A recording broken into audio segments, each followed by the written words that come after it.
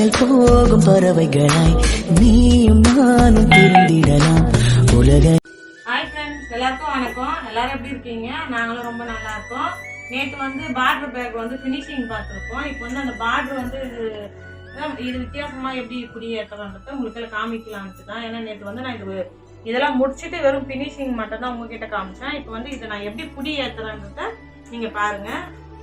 இந்த மாதிரி பார்டர் கொடுத்துருவாங்க. நார்மல் பேக்னாக்கா இங்கே மட்டும் தான் நம்ம மடிச்சு எடுப்போம், அதுக்கு பார்டர்லாம் கொடுக்க மாட்டோம். இப்போ இதுக்குன்னும் போது இந்த மாதிரி சின்னதாக பார்டர் கொடுத்துருவாங்க. இதை வச்சு இப்போ நான் எப்படி புடி ஏற்றுறேன்றதை நீங்கள் பாருங்கள். ஏன்னா ஒரு சில பேருக்கு வந்து ஆர்வமாக இருக்கிறவங்களுக்கு பார்க்கணும் இந்த வீடியோ. வாங்க பார்க்கலாம். இங்கே பாருங்கள், இங்கே வந்து மார்க்கிங் கொடுத்துருப்பாங்க. இந்த மாதிரி பார்டர் வச்சுட்டு இந்த புடி எடுத்து இங்கே இப்படி வச்சுருக்கணும். வச்சுட்டு இங்கே பாருங்கள், ஒரே ஒரு ரஃப் தான் அடிக்கணும். அதுக்கப்புறமா புடி இப்படி மறுபடியும் இப்படி மடிச்சுக்கலாம் நம்ம நார்மலாக.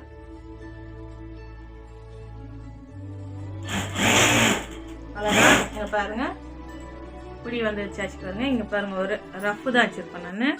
அந்த பேக்கில் வந்து ஜெட்டு மாதிரி போடணும், ஆனால் இதில் வந்து அப்படி கிடையாது, வெறும் ரஃப் அடிக்கணும். அவ்வளோதான். இது வச்சு ஏன்னா இது வந்து டிஃப்ரெண்ட்டான பேக்லாம் உங்ககிட்ட ஷேர் பண்ணிக்கலான்ட்டு நிறைய பேர் வந்து பார்ப்பீங்க எப்படியும் பேக்கில் எப்படி தைக்கணும் அப்படின்ட்டு டவுட் இல்லை. அதனால என்னால் முடிஞ்சது சின்னதாக ஒரு பாருங்க. இது வந்து பார்க்கும்போது ஈஸியாக தான் இருக்கும், ஒன்றும் பிரச்சனைலாம் இல்லை. வச்சு அப்படியே ரஃப் அடிக்கணும். அப்புறமா நம்ம என்ன பண்ணால் இந்த கீழே வந்து தையல் வச்சுக்கணும். இந்த கேப் இருக்குல்ல, இது ஃபஸ்ட்டு வந்து நான் ஃபுல்லாக அடிச்சு எடுத்துடுவேன். அப்புறம் இது வந்து ஈஸி, சல்லுன்னு அடிச்சிடலாம். வேணா உங்ககிட்ட நான் ஒன்று அடிச்சு காமிக்கிறேன் பாருங்கள் அது எப்படின்னு சொல்லிட்டு. ஃபஸ்ட்டு இதை நான் ஏற்றிக்கலாம் பாருங்கள்.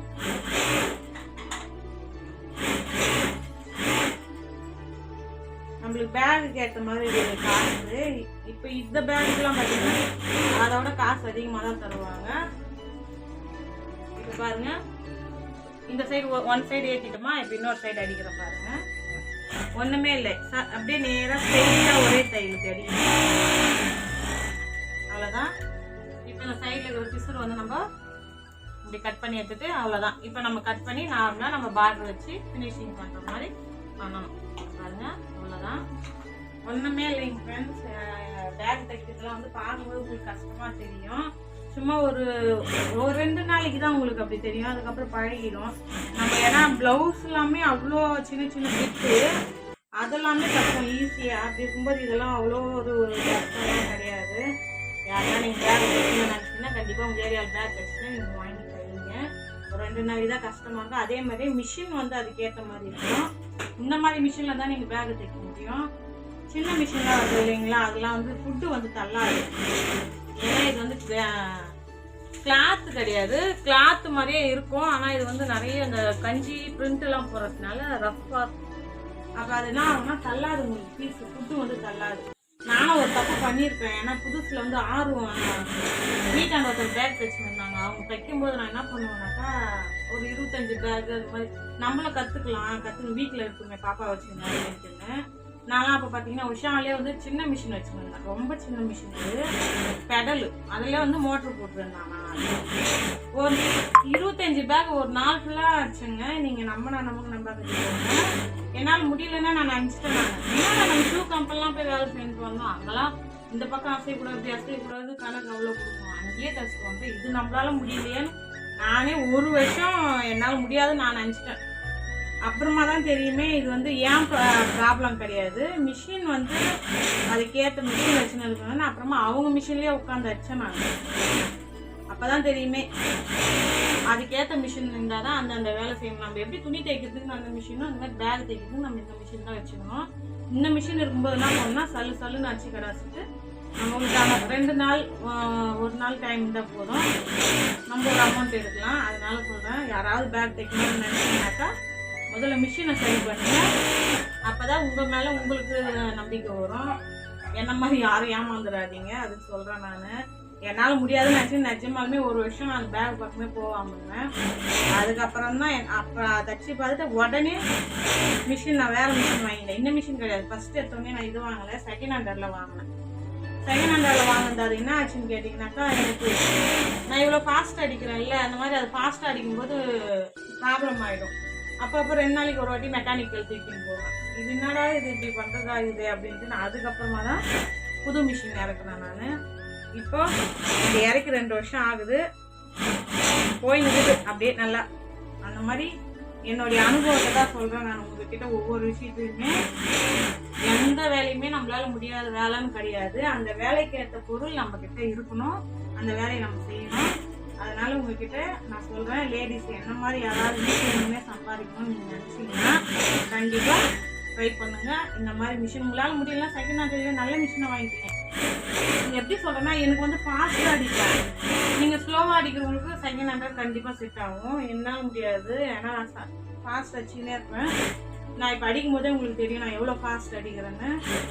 அப்போ அந்த மாதிரி அடிக்கும்போது அது என்ன ஆகுனா அடிவாங்க. செகண்ட் ஹேண்டு வந்து அவங்க யூஸ் பண்ணிட்டு தான் நம்மளுக்கு தருவாங்க. அப்போ அது என்ன ஆகுதுன்னா ஃபுட்டுலாம் தேஞ்சு போயிடுது.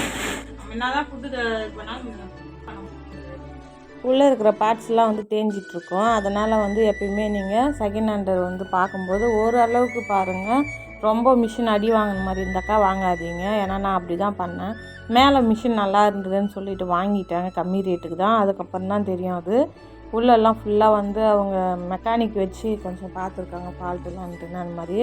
ஆனாலும் பரவாயில்ல, எனக்கு வந்து அந்த நேரத்தில் அந்த மிஷின் கை கொடுத்துருச்சு. ஏன்னா அப்போ இருக்கிற சுச்சுவேஷனில் புது மிஷின் வாங்குகிற அளவுக்கு இல்லை. அதனால் நாங்கள் செகண்ட் ஹேண்டர் வாங்கினா அந்த அளவுக்கு பரவாயில்ல. உங்களுக்கு நான் சொல்கிறேன் என்னன்னாக்கா, நீங்கள் உங்களுக்கு தெரியும் இல்லை உங்கள் பட்ஜெட் எவ்வளோன்றது, அந்த மாதிரி பார்த்து ஓரளவுக்கு நல்லா இருக்கிற மிஷின் வாங்குங்க. ரொம்ப அடி வாங்கின மிஷின் வாங்காதீங்க. அதை தான் உங்ககிட்ட நான் சொல்ல விரும்பினேன். அவ்வளோதாங்க ஃப்ரெண்ட்ஸ். இந்த பாருங்கள், என் மிஷினோட மாடல் பார்த்திங்கன்னா போர்டு வந்து அவ்வளோ க்ளீனாக கொடுத்துருப்பாங்க, பார்த்துக்குங்க. இது வந்து உஷாவில் மட்டும் தான் கொடுப்பாங்க, மெரிட்லேயோ இல்லை ஜாக்லேயோ கொடுக்கவே மாட்டாங்க. உஷா இப்போதைக்கு உஷாவில் மட்டும்தான் இந்த மாடல் இவ்வளோ பெரிய ஸ்க்ரீன் வந்துன்னு இருக்குது.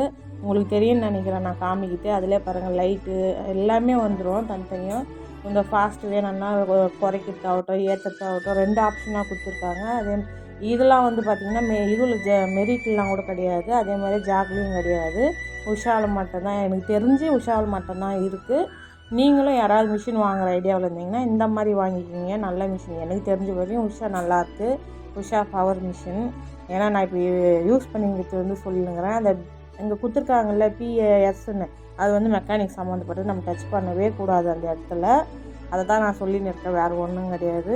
யாராவது மிஷின் வாங்குகிற ஐடியாவில் இருந்தீங்கன்னாக்கா இந்த மாதிரி பார்த்து நல்ல மிஷினாக வாங்கிக்கோங்க. என்னுடைய அனுபவத்தை சொல்கிறேன் நான். அப்படி இல்லை அப்படின்னாலும் உங்களுக்கு செகண்ட்ஸ்லேயே கூட தெரிஞ்சவங்க கேளுந்து வாங்குங்க. அதே மாதிரி தைச்சி பார்த்து கொஞ்சம் நல்லா இருக்கான்னு பார்த்து செக் பண்ணிட்டு வாங்கிக்கோங்க. அவ்வளோதாங்க ஃப்ரெண்ட்ஸ். இப்போ பாருங்கள், நான் இதை வந்து உங்கள்கிட்ட சொல்லணும்னு தான் சொல்லியிருக்கேன். ஏன்னா நிறைய பேர் மிஷின் வாங்குகிற ஐடியாவில் இருப்பீங்க, அது எப்படி வாங்கணும்னு தெரியாமல் இருப்பீங்க. அதனால தான் உங்கள்கிட்ட சொல்லலான்னு சொல்லிட்டு, மற்றபடி வேறு ஒன்றும் கிடையாது. இந்த வீடியோவில் பார்த்துக்கினே பார்க்குற ரெகுலராக பார்க்குறவங்களுக்கு தெரியும் நான் எப்படி வீடியோ போட்டுன்னு இருக்கேன்னு. பேக் கொஞ்சம், வீட்டு வேலை கொஞ்சம் தான் நான் போட்டுன்னு இருக்கேன். என்னால் கொஞ்ச நாளாக வீடியோ போட முடியல, யாரும் தப்பாக நினைக்காதீங்க. உடம்பு இஷ்யூனால நான் போட முடியல. இதுக்கு மேலே ரெகுலராக நாங்கள் வீடியோ போடுறோம். எங்கள் வீடியோவை ரெகுலராக நீங்களும் பாருங்கள், எங்களுக்கு சப்போர்ட் கொடுங்க. உங்கள் சப்போர்ட் என்றைக்கும் எங்களுக்கு வேணும். ஏன்னா அப்போ தான் நாங்களும், ஏன்னா எங்களுக்கு தெரிஞ்சதை வச்சு தான் நாங்கள் வீடியோ போட்டுன்னு இருக்கிறோம், மற்றபடி வேறு ஒன்றும் கிடையாது. உங்களுக்கு ஏதாவது இது டவுட் இருந்தாவோ நீங்கள் கமெண்ட் பண்ணுங்கள், கமெண்டில் சொல்லுங்கள். நான் அதுக்கான கிளியராக நான் சொல்கிறேன், நான் எனக்கு தெரிஞ்சதை வச்சு. அவ்வளோதாங்க ஃப்ரெண்ட்ஸ், இந்த வீடியோ நான் முடிச்சுக்கலாம். பாய்ங்க ஃப்ரெண்ட்ஸ்.